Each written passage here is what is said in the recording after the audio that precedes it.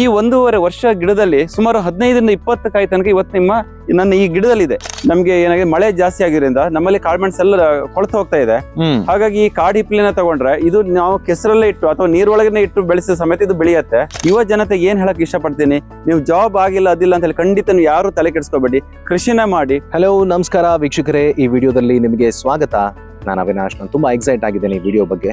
ಯಾಕೆ ಅಂತಂದ್ರೆ, ಪ್ರಯಾಣ ಬೆಳೆಸಿದ್ದು ಉಡುಪಿ ಜಿಲ್ಲೆಯ ಕುಂದಾಪುರ ತಾಲೂಕಿನ ಎಡಮೊಗೆ ಅಂತ ಒಂದು ಪುಟ್ಟ ಊರು, ಒಂದು ಸಣ್ಣ ಹಳ್ಳಿಗೆ. ಅಲ್ಲಿ ಯುವ ಕೃಷಿಕರೊಬ್ರು ಅಶೋಕ್ ನಾಯ್ಕ್ ಅಂತ ಹೆಸರು, ಡಿಪ್ಲೊಮಾ BE ಪದವೀಧರರು, ಬೆಂಗಳೂರಿನಲ್ಲಿ ಒಳ್ಳೆ ಉದ್ಯೋಗದಲ್ಲಿ ಇದ್ರು. ಆದರೆ ಕೊರೋನಾ ಅಂತ ಒಂದು ಬಂತು ನೋಡಿ, ಆಗ ಅವರಿಗೆ ಜ್ಞಾನೋದಯ ಆಗಿ ನಗರದ ಬದುಕಿಗೆ ಗುಡ್ ಬೈ ಹೇಳಿ ನೇರವಾಗಿ ತನ್ನೂರು ಎಡಮೊಗೆಗೆ ಬಂದು ಒಂದು ಅರ್ಧ ಎಕರೆ ಜಾಗದಲ್ಲಿ ಮಿಶ್ರ ಕೃಷಿಯನ್ನ ಮಾಡಿ ಬಹಳ ದೊಡ್ಡ ಮಟ್ಟದ ಯಶಸ್ಸನ್ನ ಕಂಡಿದ್ದಾರೆ ಮತ್ತು ಕಾಣ್ತಾನೂ ಇದ್ದಾರೆ. ತನ್ನ ಸ್ಟೋರಿ ಬಗ್ಗೆ ಬಹಳ ಹೆಮ್ಮೆಯಿಂದ ಹೇಳ್ಕೊಳ್ತಾರೆ. ಮತ್ತೆ ಕೃಷಿ ಬಗ್ಗೆ ಅವರ ಜ್ಞಾನ ಕಂಡು ನನಗೆ ಬಹಳ ಆಶ್ಚರ್ಯ ಕೂಡ ಆಯಿತು. Okay, so doctor, engineer, lawyer ಮತ್ತೆ ವೈಟ್ ಕಾಲರ್ಡ್ ಇತರ ಬೇರೆ ಪ್ರೊಫೆಷನ್ಸ್ಗಳ ಆಲೋಚನೆಯನ್ನ ಬಿಟ್ಟು ಸ್ವಲ್ಪ ಡಿಫ್ರೆಂಟ್ ಆಗಿ ಥಿಂಕ್ ಮಾಡಿ, ಯಂಗ್ಸ್ಟರ್ಸ್ ಬನ್ನಿ ಕೃಷಿಗೆ, ಇಲ್ಲಿ ನಮಗೆ ಖುಷಿ ಇದೆ, ನೆಮ್ಮದಿ ಇದೆ, ಯಶಸ್ಸಿದೆ, ಹಣ ಇದೆ, ಊರಲ್ಲಿರ್ಬೋದು, ಖುಷಿಯಿಂದ ಇರ್ಬೋದು ಅಂತ ಹೇಳ್ತಾ ಇದ್ದಾರೆ ಅಶೋಕ್ ನಾಯ್ಕರು. ಈ ಸ್ಟೋರಿ ನೋಡಿ.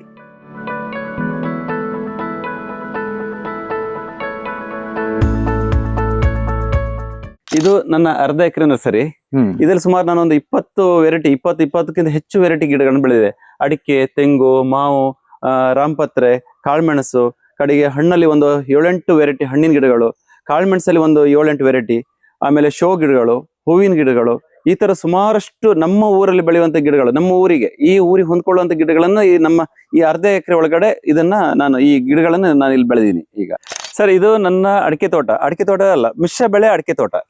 ಇದು ಇವತ್ತು ನಾನು ಇದನ್ನ ಯಾಕೆ ಈ ರೀತಿ ಮಾಡಿದೀನಿ ಅಂತ ಹೇಳಿದ್ರೆ, ಇವತ್ತು ಸುಮಾರಷ್ಟು ಜನ ಇಲ್ಲಿ ನನ್ನ ನರ್ಸರಿಗೆ ವಿಸಿಟ್ ಬರ್ತಾ ಇರ್ತಾರೆ. ಇದರಿಂದ ಒಂದು 4-6 ನಮ್ಮ ಹಿಂದಿನ ಕೃಷಿ ಪದ್ಧತಿನ ಸಾಕಷ್ಟು ಒಂದು ಮಟ್ಟಿಗೆ ನಾನು ಇದನ್ನ ಬದಲಾವಣೆ ಮಾಡ್ಬೇಕಂತ ಇವತ್ತು ಈ ತೋಟನ ಮಾಡಿದ್, ನರ್ಸರಿ ಜೊತೆಗೆ ಈ ತೋಟನ ಮಾಡಿದ್ದೇನೆ. ಯಾಕೆ, ಹಿಂದಿನ ಪದ್ಧತಿ ಏನಿತ್ತು ಸರ್? ಹಿಂದಿನ ಪದ್ಧತಿ ಏನಿತ್ತು ಅಂದ್ರೆ, ಅಡಿಕೆ, ತೆಂಗು, ಬಾಳೆ, ಸ್ವಲ್ಪ ಎಲ್ಲೋ ಕಾಳುಮೆಣಸು ಇಂಥವ್ರು ಮಾಡ್ತಾ ಇದ್ರು. ಇವತ್ತು ನಾನು ವಿಯೆಟ್ನಾಂ ಏನೋ ಒಂದು ಹೊಸ ತಳಿ ಯಾವ್ದು ಹಲಸನ್ನ ನಾನು ನನ್ನ ತೋಟದಲ್ಲಿ ಬೆಳೆದಿದ್ದೀನಿ. ಅದು 6-8 ತಿಂಗಳಿಗೆ ಕಾಯಿ ಬಿಡಕ್ ಶುರುವಾಗಿದೆ. ಇವತ್ತೊಂದು ಈ ಊರಲ್ಲಿ ಒಂದು ಜನ್ಮ ತಾಳಿದ್ದೀನಿ ಅಂತ ಹೇಳಿದ್ರೆ, ಹೊಸ ಮುಂದಿನ ಯುವ ಪೀಳಿಗೆಗೆ ಅದು ಏನಾದ್ರು ಒಂದು ಕೊಡುಗೆಯಾಗಿ ಕೊಡ್ಬೇಕಂತ ಹೇಳ್ಕೊಂಡು ಇವತ್ತು ಈ ಕೃಷಿನ ನಾನು ಇವತ್ತು ಸ್ಟಾರ್ಟ್ ಮಾಡಿದ್ದೀನಿ. ಅದೇ ವಿಯೆಟ್ನಾಂ ಸೂಪರ್ ಅರ್ಲಿ ಹಲಸನ್ನ ಇವತ್ತು ನನ್ನ ತೋಟಕ್ಕೆ ಬಂದ ಸುಮಾರಷ್ಟು ಜನ ಯುವ ಪೀಳಿಗೆಯವರು ಏನ್ ಮಾಡಿದ್ದಾರೆ, ನಾನ್ ಮಾಡ್ಬೇಕು ಇದನ್ನ, ಇವತ್ತು ಮಾರ್ಕೆಟ್ ಅಲ್ಲಿ ನೋಡುವಷ್ಟು ಬೇಕಾದಷ್ಟು ಬೇಡಿಕೆ ಇರೋದ್ರಿಂದ ಖಂಡಿತವಾಗಿ ನಾವು ಇದನ್ನ ಮಾಡ್ತೀವಿ ಅಂತ ಹೇಳಿ ಒಂದು 5 ಜನ ಒಂದೊಂದು ಎಕರೆ ಮಾಡಕ್ಕೆ 5 ಎಕರೆ ಜಾಗನ ಪರ್ಚೇಸ್ ಮಾಡಿ ಇವತ್ತು ಮುಂದೆ ಬಂದಿದ್ದಾರೆ. ಅವ್ರಿಗೆ ಬೇಕಾದ ಸುಮಾರು 1,500-2 ಸಾವಿರ ಗಿಡನ ಇವತ್ತು ನಾನು ರೆಡಿ ಮಾಡಿ ಇಟ್ಟಿದ್ದೀನಿ. ಅದರಿಂದ ಇವತ್ತು ಅವರ ಏನು ಲೈಫು ಇದ್ರಲ್ಲಿ 110% ನಾನು ಹೇಳ್ತೀನಿ, ಖಂಡಿತ ಇದು ಬದಲಾಗುತ್ತೆ. 1 ಎಕರೆಗೆ ಮಿನಿಮಮ್ ಅಂತ ಹೇಳಿದ್ರೆ ಕಡಿಮೆ ಅಂದ್ರೆ ಎಲ್ಲ ಖರ್ಚು ಕಳೆದು 9 ಲಕ್ಷ ರೂಪಾಯಿ ಮಿನಿಮಮ್ ಉಳಿಬಹುದು ಅಂತೇಳಿ ಇವತ್ತು ನಾನು ಈ ಹಲಸಿನ ಗಿಡದ ಮುಖಾಂತರ ನಾನು ಹೇಳಕ್ಕೆ ತುಂಬಾ ಖುಷಿ ಆಗ್ತಿದೆ. ಈ ಅಡಿಕೆಗೂ ಅದಕ್ಕೂ ಕಂಪ್ಯಾರಿಸನ್ ಮಾಡಿದ್ರೆ ಲಾಭದಾಯಕವಾಗಿ ಹಲಸು ಇವತ್ತು ಸಿಗ್ತಾ ಇದೆ. ಇದು ನನ್ನ ಜೀವನನೇ ಬದಲು ಮಾಡಿದ ಒಂದು ಹಲಸಿನ ಗಿಡ. ಈ ಹಲಸಿನ ಗಿಡದಿಂದಲೇ ನನ್ನ ಟೋಟಲ್ ಜೀವನ, ನನ್ನ 45 ಇಯರ್ಸ್ ನಾನು ಏನ್ ರಿಟೈರ್ಮೆಂಟ್ ತಗೋಬೇಕಂತಿದ್ದೀನಿ, ನನ್ನ ಜಾಬ್ ಅಂತ ಹೇಳಿ ಇಟ್ಕೊಂಡಿದ್ದೀನಿ, ಕಂಪ್ಲೀಟ್ 110% ಇದು ಹೇಳ್ತಾ ಇದ್ದೀನಿ. ಟರ್ನಿಂಗ್ ಪಾಯಿಂಟ್ ನನ್ನ ಜೀವನದಲ್ಲಿ ಇದು ಒಂದೇ ಗಿಡ. ಇದರಿಂದ ಹೇಗೆ ಸರ್, ಇವತ್ತು ಬನ್ನಿ ಇಲ್ಲಿ ತೋರಿಸ್ತೀನಿ ಏನಪ್ಪಾ ಅಂತ ಹೇಳಿ. ಒಂದು ಹಲಸಿನ ಗಿಡ ಇಲ್ಲಿ ನೋಡಿ, ಇದು 1.5 ವರ್ಷದ ಗಿಡ. ಈಗ ಆಯ್ತಾ, ಈ 1.5 ವರ್ಷ ಗಿಡದಲ್ಲಿ ಸುಮಾರು 15ರಿಂದ 20 ಕಾಯಿ ತನಕ ಇವತ್ತು ನನ್ನ ಈ ಗಿಡದಲ್ಲಿದೆ. ಆಯ್ತಾ, ಈಗ ನಮ್ಮ ಊರಿಂದ ಯಾವುದೇ ಒಂದು ಗಿಡ ನೀವು ಒಂದು ಹಲಸಿನಕಾಯಿ ಬಿಡ್ಬೇಕಂತ ಹೇಳಿದ್ರೆ 10 ವರ್ಷ ಮಿನಿಮಮ್ ಬೇಕು. ಇದು 1.5 ವರ್ಷದ ಗಿಡದಲ್ಲಿ ಮೈ ತುಂಬಾ ನೋಡಿ ಎಷ್ಟು ಮಾಡಿ ಸರ್. ಇಲ್ಲಿ ಬನ್ನಿ ಅಲ್ಲಿ ಸರ್, ಖಂಡಿತ ಎಷ್ಟು ಗಿಡ ಇಲ್ಲಿ ಹಣ್ಣಾಗಿದೆ ಅಂದ್ರೆ ಇಲ್ಲಿ ನೋಡಿ ಎಷ್ಟೊಂದು ಹಣ್ಣುಗಳಿದಾವೆ. ಬುಡದಲ್ಲಿ ನೆಲದಲ್ಲಿ ಸಮೇತ ಇಲ್ಲಿ ಹಣ್ಣಾಗ್ತಾ ಇದೆ. ಸರಿ, ಇದರಿಂದಾನೇ ನಾನು ಹೇಳ್ತಾ ಇದ್ದೀನಿ, ಇವತ್ತು 10 ವರ್ಷದಲ್ಲಿ ಏನ್ ಕಾಯಿ ಕೊಡ್ಬೇಕಾಗಿರೋ ಗಿಡ 1 ವರ್ಷದಲ್ಲಿ ಇವತ್ತು ಮೈ ತುಂಬಾ ಹಣ್ಣು ಕೊಟ್ಕೊಂಡು ಇವತ್ತು ನಿಂತಿದೆ. ಕಾಡು ಹಿಪ್ಪಲಿ ಅಂತ ಹೇಳಿ ಇವತ್ತು ನಮ್ಮ ದಕ್ಷಿಣ ಕನ್ನಡದಲ್ಲಿ ಅಥವಾ ನಮ್ಮ ಈ ಕರಾವಳಿ ಬೆಲ್ಟ್ ಈಚೆ ತಗೊಂಡ್ರೆ ನಮ್ಗೆ ಏನಾಗಿದೆ, ಮಳೆ ಜಾಸ್ತಿ ಆಗಿರೋದ್ರಿಂದ ನಮ್ಮಲ್ಲಿ ಕಾಳುಮೆಣಸು ಎಲ್ಲ ಕೊಳ್ತು ಹೋಗ್ತಾ ಇದೆ. ಹಾಗಾಗಿ ಈ ಕಾಡು ಹಿಪ್ಪಲಿನ ತಗೊಂಡ್ರೆ ಇದು ನಾವು ಕೆಸರಲ್ಲೇ ಇಟ್ಟು ಅಥವಾ ನೀರೊಳಗನೆ ಇಟ್ಟು ಬೆಳೆಸಿದ ಸಮೇತ ಇದು ಬೆಳೆಯುತ್ತೆ. ಹಾಗಾಗಿ ನಂಗೆ ಸುಮಾರು ಈಗ 1 ಲಕ್ಷ ಗಿಡ ಆರ್ಡರ್ ಇದೆ. ಹಾಗೆ ಇವತ್ತು ಇದನ್ನೆಲ್ಲ ಕಾಡು ಹಿಪ್ಪಲಿಗೆ ಗ್ರಾಫ್ಟಿಂಗ್ ಮಾಡಿ ಇದನ್ನ ಇವತ್ತು ನಾನು ಆಲ್ಮೋಸ್ಟ್ ಇವೆಲ್ಲ ಗ್ರಾಫ್ಟಿಂಗ್ ಆಗಿದೆ. ಹಾಗೆ ಇದರಿಂದ ಏನಾಗುತ್ತೆ, ಕಾಳುಮೆಣಸು ರೋಗ ಬರೋದಿಲ್ಲ ಇದನ್ನ ಬಳಕೆ ಮಾಡೋದ್ರಿಂದ. ಮತ್ತೆ ಸುಮಾರು ದೀರ್ಘಕಾಲದೊಳಗೆ ಇದು ಬೆಳೀತಾ ಇರುತ್ತೆ. ಹಾಗಾಗಿ ಇವತ್ತು ತುಂಬಾ ಕಡಿಮೆ ಸಮಯದಲ್ಲಿ ಇವತ್ತು ಕಾಳುಮೆಣಸು ಏನು ಹೋಗ್ತಿದೆ ಇದನ್ನ ಲಾಂಗ್ ಟೈಮ್ ಇಟ್ಕೊಳ್ಬಹುದು ಅಂತ ನಾನು ಇದಕ್ಕೆ ಹೇಳ್ತಾ ಇದ್ದೀನಿ ಸರ್. ಸರ್, ಈ ಡ್ರಮ್ ಅಲ್ಲಿ ಏನು? ಸರ್, ಈ ಡ್ರಮ್ ಅಲ್ಲಿ ನಾಟಿ ಹಸುವಿನ ಗಂಜಲ, ಸಗಣಿ ಮತ್ತೆ ಗೊಬ್ಬರ ಸೊಪ್ಪು ಮತ್ತೆ ನಮ್ಮ ಪರಿಸರದಲ್ಲಿ ಸಿಗುವಂತ ಕೆಲವೊಂದು ವಸ್ತುಗಳನ್ನ ಹಾಕಿ ಇದನ್ನ ರೆಡಿ ಮಾಡುವಂತ ಒಂದು ನೀರು. ಇದನ್ನ ನಾನು ಇದಕ್ಕೆ 1 to double ನೀರ್ನ ಹಾಕಿ ಈ ಗಿಡಗಳಿಗೆಲ್ಲ ನಾನು ಸಿಂಪಡಣೆ ಮಾಡ್ತೇನೆ. ಮತ್ತೆ ಬುಡಕನ್ನು ಕೊಡ್ಬೋದು, ಸ್ಪ್ರೇನು ಕೊಡ್ಬೋದು, ಏನು ತೊಂದರೆ ಇಲ್ಲ.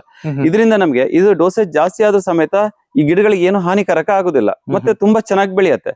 ಮತ್ತೆ ನಾವು ಕೆಮಿಕಲ್ ಏನಾದ್ರು ಇದಕ್ಕೆ ನಾವು ಯೂಸ್ ಮಾಡ್ತೀವಿ ಅಂದ್ರೆ ಡೋಸೇಜ್ ಏನೋ ವ್ಯತ್ಯಾಸ ಆಯ್ತು ಅಂತ ಹೇಳಿದ್ರೆ ಗಿಡ ಸತ್ತೋಗೋ ಚಾನ್ಸಸ್ ತುಂಬಾ ಇರುತ್ತೆ. ಮತ್ತೆ ನಮ್ಗೆ ಖರ್ಚು ವೆಚ್ಚಗಳು ತುಂಬಾ, ಈ ಹೊರಗಡೆ ತಂದು ಏನು ಫರ್ಟಿಲೈಸರ್ ನ ಯೂಸ್ ಮಾಡಿ ತುಂಬಾ ಜಾಸ್ತಿ ಖರ್ಚುಗಳು ಬೀಳುತ್ತೆ. ಹಾಗೆ ಇದ್ರೆ ನಮ್ಗೆ ದುಡ್ಡಿನ ಖರ್ಚು ಏನ್ ಬೀಳೋದೇ ಇಲ್ಲ, ಆಲ್ಮೋಸ್ಟ್ ಆಲ್ ಎಲ್ಲದೂ ಫ್ರೀ ಆಗಿ ಸಿಗದಂಗೆ ಇರುತ್ತೆ. ನಾವ್ ಯಾವ್ದು ದುಡ್ಡು ಕೊಟ್ಟು ತಗೊಳ್ಳೋಂಥದ್ದಿಲ್ಲ. ದನದಲ್ಲೇ ಇಲ್ಲಿ ಸಗಣಿ, ಇಲ್ಲಿ ದನ ಇರುತ್ತೆ, ಅದೇ ಸಗಣಿ ತಂದು ಇಲ್ಲಿ ಹಾಕೊಳ್ತೇವೆ. ಮತ್ತೆ ನ್ಯಾಚುರಲ್ ಆಗಿ ಎಲ್ಲದೂ ಆಗತ್ತೆ. ಮತ್ತೆ ಗಿಡಗಳ ಲೈಫ್ ಅನ್ನೋದು ತುಂಬಾ ಜಾಸ್ತಿ ಸರ್. ಹಾಗಾಗಿ ಇದನ್ನ ನಾನು ಹೇಳೋದು, ಇದನ್ನ ಯೂಸ್ ಮಾಡೋದ್ರಿಂದ ನನ್ನ ನರ್ಸರಿ ಲಾಭದಾಯಕ ಆಗಿಯೂ ತುಂಬಾ ಚೆನ್ನಾಗಿ ಆಗ್ತಿದೆ. ಖರ್ಚು ವೆಚ್ಚಗಳು ಇಲ್ವೇ ಇಲ್ಲ. ಆ ತರ ಫ್ರೀ ಆಫ್ ಕಾಸ್ಟ್ ಅಲ್ಲಿ ನಾನು ಇದನ್ನ ಈಗ ಬಳಕೆ ಮಾಡ್ತಾ ಇದ್ದೀನಿ. ಬ್ರದರ್, ಏನ್ ಹೆಸರು? ನನ್ನ ಹೆಸರು ಪ್ರಜ್ವಲ್ ಅಂತ. ಪ್ರಜ್ವಲ್, ಏನ್ ಮಾಡ್ತಿದ್ಯಾ, ಏನ್ ಮಾಡ್ಕೊಂಡಿದ್ಯಾ? ನಾನೀಗ 2nd PUC ಕಂಪ್ಲೀಟ್ ಆಗಿದೆ. ಮುಂದೆ ಡಿಗ್ರಿ ಏನಾದ್ರು ಮಾಡ್ಬೇಕಂತ ಪ್ಲಾನ್ ಇದ್ದೆ. ಓಕೆ. ಮತ್ತೆ ಈ ನರ್ಸರಿಯಲ್ಲಿ ಕೆಲಸ ಎಷ್ಟು ಸಮಯದಿಂದ ಮಾಡ್ತಾ ಇದೀಯಾ? ಈಗ 1 ವಾರ ಆಯ್ತು ಅಷ್ಟೇ. ರಜೆ ಇದ್ದಾಗೆಲ್ಲ ಬಂದು ಮಾಡ್ತೇನೆ ಇಲ್ಲೇ ಗ್ರಾಫ್ಟಿಂಗ್. ಎಷ್ಟು ಗಿಡಕ್ಕೆ? ಒಂದು 200-250 ಗಿಡ ಮಾಡ್ತೇನೆ. ಒಂದು ಗ್ರಾಫ್ಟ್ ಮಾಡೋದಕ್ಕೆ ಎಷ್ಟೊತ್ತು ಬೇಕು? ಒಂದು ಗ್ರಾಫ್ಟ್ ಮಾಡಕ್ಕೆ ಒಂದು 45 ಸೆಕೆಂಡ್ ಹಿಂಗ್ ಬೇಕಾಗುತ್ತೆ. ಓಕೆ. ಸೊ ಚೆನ್ನಾಗಿ ದುಡಿತಿದ್ಯಾ? ಹಾ, ದುಡಿತೀನಿ. ನನ್ನ ವಿದ್ಯಾಭ್ಯಾಸಕ್ಕೆಲ್ಲ ಆಗತ್ತೆ ಖರ್ಚಿಗಂತ. ಬರ್ತೇನೆ ಡೈಲಿ.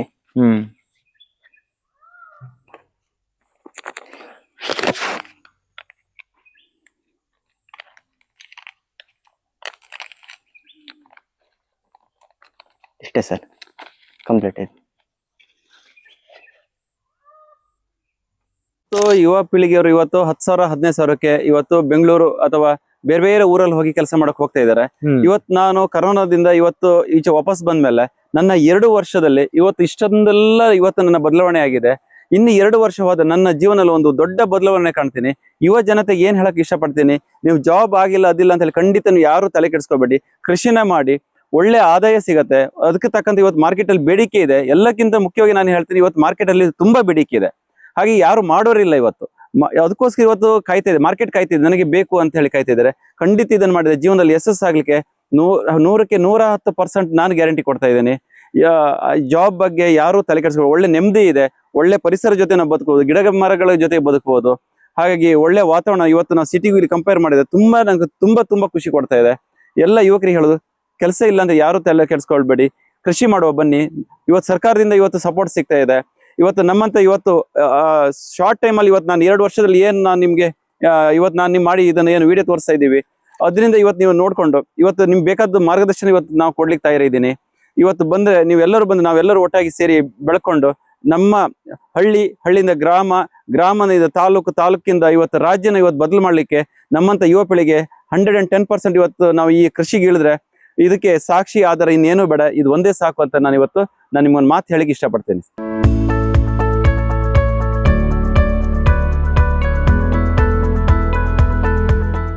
ನಮ್ಮ ಕಾರ್ಯಕ್ರಮಗಳನ್ನು ನೀವು ನೋಡ್ತಾ ಇದ್ರೆ ನಮ್ಮ ಚಾನೆಲ್ ಅನ್ನ ಸಬ್ಸ್ಕ್ರೈಬ್ ಮಾಡಿ, ಪಕ್ಕದ ಬೆಲ್ ಐಕಾನ್ ಒತ್ತಿ ನಮ್ಮನ್ನ ಬೆಂಬಲಿಸಿ. ಹಾಗೆ ನಮ್ಮ ಕಾರ್ಯಕ್ರಮಗಳನ್ನ ಲೈಕ್ ಮಾಡಿ, ಕಮೆಂಟ್ ಮಾಡಿ, ಅದನ್ನ ಬೇರೆಯವರಿಗೂ ವಾಟ್ಸ್ಆಪ್ ಮೂಲಕ ಶೇರ್ ಮಾಡಿ. ನೀವು ಹೀಗೆ ಮಾಡಿದಾಗ ನಮ್ಮ ಚಾನೆಲ್ ಮತ್ತಷ್ಟು ಜನರಿಗೆ ತಲುಪಲು ನೀವು ನಮ್ಮೊಂದಿಗೆ ಸಹಕರಿಸಿದ ಹಾಗಾಗುತ್ತೆ. ಇದು ನೀವು ಯಾವುದೇ ಖರ್ಚಿಲ್ಲದೆ ಕೆಲವೇ ಸೆಕೆಂಡುಗಳಲ್ಲಿ ನೀಡಬಹುದಾದ ಸಹಕಾರ. ಧನ್ಯವಾದಗಳು.